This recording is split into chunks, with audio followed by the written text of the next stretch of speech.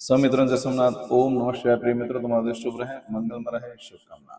હું બિલીમરાથી જોગીભાઈ વ્યાસ આપ સૌનું આપની જોગીષ્ણ હાર્દિક સ્વાગત કરું છું. મિત્રો, આજ રોજ જોઈશું આજનો શુભ પંચાંગ.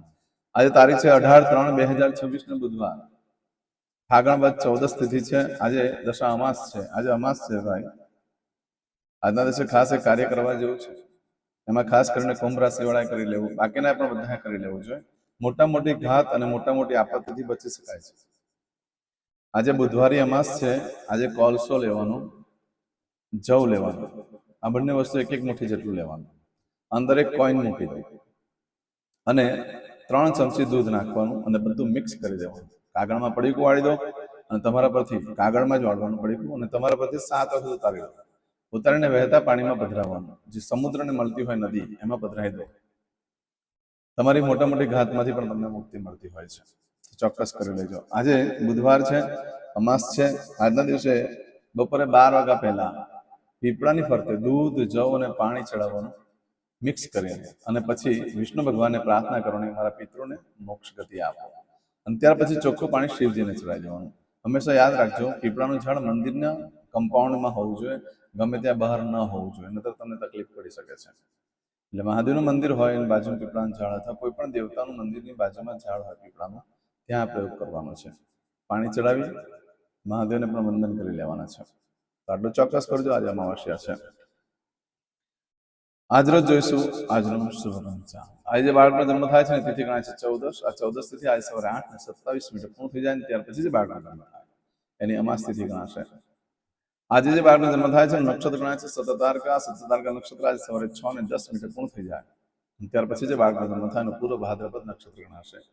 આજે જે બાળકનો જન્મ થાય છે એનો યોગ ગણાય છે સાધ્ય. આ સાધ્ય યોગ આજે સવારે 6:23 પૂર્ણ થઈ જાય અને ત્યાર પછી જે બાળકનો જન્મ થાય એનો શુભ યોગ ગણાશે. આજે જે બાળકનો જન્મ થાય છે એનું કરણ ગણાય છે શકુની. આ શકુનીકરણ આજે સવારે 8:27 પૂર્ણ થઈ જાય છે અને ત્યાર પછી જે બાળકનો જન્મ થાય એનું ચતુષ્પાદ કરણ ગણાશે.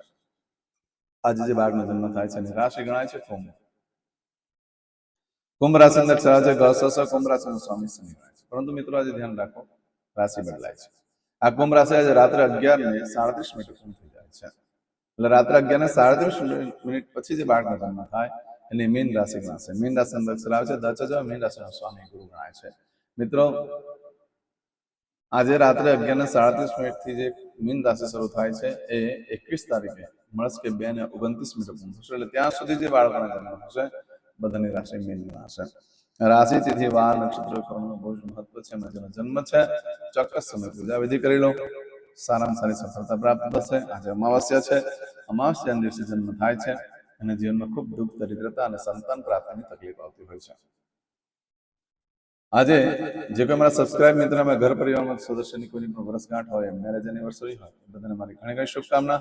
તમારા જીવનમાં ખૂબ પ્રગતિ ઉન્નત થાય. સવારમાં ઉઠી આજનું સુકન કરી લો, આખું વર્ષ સરસ રીતે વ્યતીત થશે. આજે જે કોઈ મારા સબસ્ક્રાઇબ મિત્રમાં ઘર પરિવારમાંથી કોઈ પણ સદસ્ય કોઈ ઇન્ટરવ્યુ આપવા જઈ રહ્યા છે, કોઈ નોકરી ધંધા માટે જઈ રહ્યું છે, કોઈ પરીક્ષા આપવા જઈ રહ્યું છે, કોઈને આજે ઓપરેશન, ડિલિવરી, સગાઈ, છઠ્ઠીની પૂજા હોય, કોઈ રમત ગમતમાં ભાગ લેવા અથવા કોઈ પણ કાર્યનો આરંભ કરવા જઈ રહ્યા છો યા કોઈ ખરીદી કરવા જઈ રહ્યા છો, તમને સારી સફળતા પ્રાપ્ત થાય હું ભગવાનને પ્રાર્થના કરું. આજે નીકળતા પહેલા આજનું સુકન કરીને નીકળજો, સારી સફળતા મળશે. આજે બુધવાર છે. આજે વડીલ વૃદ્ધ વ્યક્તિને વંદન કરવાનું, પિતૃના ફોટાને પગે લાગો, સૂર્યનારાયણ ભગવાનને પાણી કળશમાં લઈ એમાં સફેદ તલ નાખી અને અર્ઘ્ય આપી દો. પિતૃ તૃપ્ત થશે, સૂર્યનારાયણ ભગવાન પણ પ્રસન્ન થશે. અને આજે ઘરેથી નીકળો છો ત્યારે દેવસ્થાનમાં ભગવાનને વંદન કરી નીકળવાનું, તમારા કાર્યમાં મારી સાથે રહેજો. આજના દિવસે જો તમને પાવૈયા મળી જાય સામે, એટલે કે જેને આપણે માસી કહીએ છીએ, એ જો મળી જાય છે તો એ લોકોને દાન દક્ષિણા આપી લોકોના આશીર્વાદ લઈ લો. 100% સારું ફળ પ્રાપ્ત થઈ શકે છે. આજે ગાયને ખાસ કરીને આજે ગાયને ખાટા મીઠા ફળ ખવડાવી દો. રાહુ ખૂબ પ્રસન્ન થશે અને બુધ પણ પ્રસન્ન થશે. ખાટા મીઠા ફળ ખવડાવવાથી આ બે ગ્રહો પ્રસન્ન થાય છે. આજે કોઈ પણ કાર્ય કરવા માંગો છો તેના માટે આજના દિવસે શુભ સમય છે તે આપણે જોઈ લઈએ. આજે સવારે 6 થી 9 વાગ્યા સુધીનો સમય શુભ રહેશે. સવારે 10:30 થી બપોરે 12 વાગ્યા સુધીનો સમય શુભ રહેશે. બપોરે 3 થી સાંજે 6 વાગ્યા સુધીનો સમય શુભ રહેશે. સાંજે 7:30 થી રાત્રે 12 વાગ્યા સુધીનો સમય શુભ રહેશે. અને આવતીકાલે મળશે 3 થી સવારે 4:30 વાગ્યા સુધીનો સમય શુભ રહેશે. આ સમયગાળા દરમિયાન તમે કોઈ પણ કાર્ય કરો છો તેમાં સારી સફળતા પ્રાપ્ત થઈ શકે છે. તે સિવાય મિત્રો, આજે સમય કીધો છે એમાં તમારે આજે અનિવાર્ય સંજોગો હોય તો જ કામ કરજો. ઇન્ટરવ્યુ આપવા જવું પડે એમ જ છે. વિદેશનું ઇન્ટરવ્યુ હોય, નોકરી ધંધાનું હોય, સ્કૂલનું ઇન્ટરવ્યુ હોય, કે આજે તમારે વિદેશ જવું પડે એમ છે, આજે કોઈ જગ્યા પર એવા કાર્ય છે જે કરવા જવું જ પડે એમ છે, તો આજનું આપણું શુકન કરીને કરજો, કારણ કે આજનો દિવસ અશુભ છે. કોઈ પણ કાર્ય કરવા માટે યોગ્ય દિવસ નથી. માટે બને ત્યાં સુધી ન કામ કરો તો વધારે સારું. કરવું પડે એમ છે, શુકન કરીને કરજો, સફળતા સારી મળશે. ચમચીમાં પાણી લઈને. અદ્યતન માસના માસોત્તમ પરમ પવિત્ર ફાલ્ગુન માસે શુક્લ કૃષ્ણ પક્ષે ચતુર્દશીયામ અંતર્ગત અમાવસ્યાયામ સૌમ્યવા શ્રવિસ્તાયામ દર વખતે કહું છું તેમ સંકલ્પ પૂરો થાય એટલે મને યુટ્યુબ ઉપર કોમેન્ટ્સમાં તમે જે ભગવાનની ઉપાસના કર્યા છો નામ મોકલી દો. તમારા વતી ભગવાનને પ્રાર્થના કરીશ અને તમને લાઈક મોકલાવીશ. હવે દરેક જણા પોતાનું સાચું નામ બોલી દો. તમારું ગોત્ર ખબર હોય તો ગોત્ર બોલી દેવાનું. પછી બોલવાનું છે અહમ, મમ, આત્મન, શ્રુતિ, સ્મૃતિ, પુરાણોક્ત, પુણ્ય, ફલ, પ્રાપ્તિ, અર્થમ, અપ્રાપ્ત, લક્ષ્મી, પ્રાપ્તિ, અર્થમ, પ્રાપ્ત, લક્ષ્મી, ચિરકાલ, સૌ, રક્ષણાત્મક, લોકેવા, સભાયામ, રાજદ્વારે, વ્યાપારે, વિદ્યા અભ્યાસે, દેશે, વિદેશે, સર્વત્ર, યશ, કીર્તિ, વિજય, લાભાદિ, પ્રાપ્તિ, અર્થમ, મમ, અખિલ, કુટુંબસ્ય, આયુ, આરોગ્ય, ऐश्वर्यादि, प्राप्ति, अर्थम, मम, जन्म, समय, तथा च विप्र, वृंदानां, जन्म, समय, जन्म, कुंडली, मध्ये, स्थित, ग्रहः, गोचर, ग्रहः, महादशा, अंतर्दशा, प्रत्यंतर्दशा, तथा च योग, युति, दृष्टि, मध्ये, शुभ फल, प्राप्ति, अर्थम, भय, रोग, शत्रु, बाधा, दोष, मारण, तारण, मंत्र, तंत्र, अरिष्ट, दोष, पीड़ा, निवृत्ति, अर्थम, भूत, प्रेत, पिशाचादि द्वारा रचित अरिष्ट दोष निवृत्ति अर्थम मम सकल मनवांछित फल. હવે તમારા મનમાં જે કઈ ઈચ્છા હોય તે બોલી જવાનું.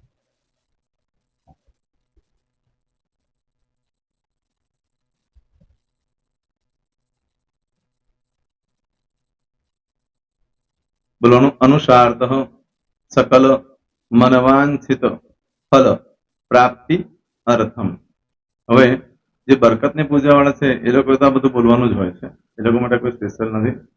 પણ જે લોકોએ હવે જે કહું છું તે લોકોએ જ બોલવાનું. જેના લગ્ન થઈ ગયા હોય એ લોકોએ બોલવાનું છે. મમ દાંપત્ય જીવન મધ્યે સુખાકારી પ્રાપ્તિ અર્થમ પુત્ર પૌત્રાદિ સંતતિ પ્રાપ્તિ અર્થમ. આ સંતાન પ્રાપ્તિ વાળા માટે પણ આવી જાય છે એમાં. દીર્ઘ આયુ આરોગ્ય ઐશ્વર્યાદિ પ્રાપ્તિ અર્થમ. તથા ચ હવે જેના લગ્ન નથી થયા તે લોકોએ બોલવાનું. મમ જટટી વિવાહ યોગ પ્રાપ્તિ અર્થમ વિવાહ પશ્ચાત દાંપત્ય જીવન મધ્યે સુખાકારી પ્રાપ્તિ અર્થમ. હવે જે લોકોને સંતાન પ્રાપ્તિ નથી, જે લોકોને સંતાન પ્રાપ્તિ છે કરવી છે એ લોકોએ બોલવાનું. મમ દાંપત્ય જીવન મધ્યે સુખાકારી પ્રાપ્તિ અર્થમ તથા ચ દીર્ઘ આયુ આરોગ્ય ऐश्वर्यादि समन्वित संतति सुख प्राप्ति अर्थम. હવે જે અભ્યાસ કરી રહ્યા છો છોકરા વિદ્યાર્થીઓ છે તે લોકોએ બોલવાનું છે. મમ વિદ્યા અભ્યાસ મધ્યે ઉત્તરો ઉત્તર પ્રગતિ ઉન્નતિ સાનુકૂલતા પૂર્વક દિવ્ય સફળતા પ્રાપ્તિ અર્થમ. હવે જે લોકો વિદેશમાં જવા માંગતા હોય કે શીપમાં જવા માંગતા હોય, મતલબ ભારત દેશની બહાર જઈને ધંધો વેપાર કરવા માંગતા હોય એ લોકોએ, અથવા વિદેશ જવા માંગતા હોય કાયમ માટે, એ લોકોએ બોલવાનું છે.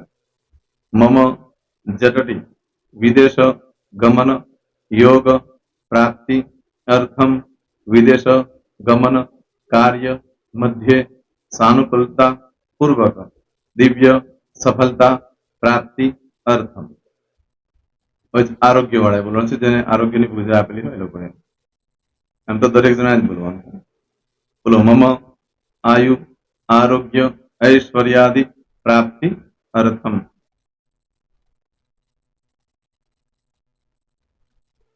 હવે દરેક જણા બોલવાનું.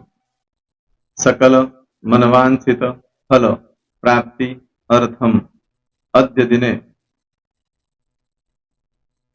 પ્રધાન દેવતાનામ નિત્ય દિન અનુસાર્ધ પૂજન અર્ચન કર્મણિ અહમ કરીશ્યે. પાણીવાળી થાળીમાં પાણી મૂકી દેવાનું છે. હવે તમારી બધી પૂજા જે મેં આપેલી છે એ પૂજા થઈ જાય, અથવા તો તમે રોજ પૂજા કરતા છો, મારી પાસેથી નથી લઈ ગયા, એ પૂજા થઈ જાય પછી ફરી પાછી ચમચીમાં પાણી લેવાનું. અહીંયા વિડીયોને સ્ટોપ કરી દેવાનું. પૂજા પતે એટલે પાછું આગળનું કરવાનું છે. અહીંયા વિડીયો સ્ટોપ કરી દેવાનો અને પૂજા પતે એટલે બોલવાનું છે. વિષ્ણવે વિષ્ણવે વિષ્ણવે નમો નમઃ વિષ્ણુ સ્મરણા સર્વમ પરિપૂર્ણ અસ્તુ. એતાની ગંધ પુષ્પ ધૂપ દીપ નૈવેદ્ય તાંબૂલ પ્રદક્ષિણા સહિત પ્રણુ મમ સકલ મનવાંછિત ફલ પ્રાપ્તિ અર્થમ પૂજન અર્ચન પ્રિયદાન નમમ. પાણી મૂકી દેવાનું, પાછું પાણી લેવાનું. પૂજન અર્ચન બ્રહ્માર્પણમસ્તુ. નીચે જમીન પર પાણી મૂકો, એમાં આંગળી ઘસી કપાળમાં તિલક કરી દો. કપાળમાં જમીન પર પાણી મૂક્યું છે એમાં. ત્યાર પછી ભગવાનને કહેવાનું કે હે પ્રભુ, આજે પૂજા કરતા કઈ પણ પ્રકારની ભૂલચૂક થઈ ગઈ હોય તો અમને ક્ષમા કરજો. અમે તમારા બાળક છીએ. પ્રભુ તમારો ખૂબ આભાર માનું છું. આજે મારી પાસે તમારી પૂજા કરાવી, મારી મનોકામના પૂર્ણ કરી. પ્રાર્થના કરી દો. જગ્યા પરથી ઉભા થઈ શ્રીનારાયણ ભગવાનને પાણી ચડાવી દો અને નિત્ય કર્મ જે કરતા હોય તે કરો. જય શ્રી. તમારો દિવસ શુભ રહે. તમે અને તમારો પરિવાર સુખી રહે, સંપન્ન રહે, સુરક્ષિત રહે, એ ભગવાન સોમનાથ દાદાને પ્રાર્થના. તો મિત્રો, તમે મારા વિડીયોને લાઈક ના આપી હોય તો સૌથી પહેલા લાઈક આપી દો. અને ત્યાર પછી જો તમે મારી આ ચેનલ સબસ્ક્રાઇબ ન કરી હોય તો સૌથી પહેલા સબસ્ક્રાઇબ કરી લો અને બેલ આઇકોન ઓલ પર ક્લિક કરવાનું ભૂલશો નહીં, જેથી કરીને સૌથી પહેલા નવી વિડીયો જે કંઈ મૂકું એ તમને મળે. મિત્રો, કંઈ પણ મૂંઝવણ હોય તો મને આ નંબર પર તમે ફોન કરીને પૂછી શકો છો. મારો મોબાઈલ નંબર છે 9825546459. મિત્રો, કોમેન્ટ્સમાં જય સોમનાથ લખવાનું ભૂલશો નહીં. ફરી પાછા નવા વિડીયો સાથે મળીએ. ત્યાં સુધી સૌને જય સોમનાથ.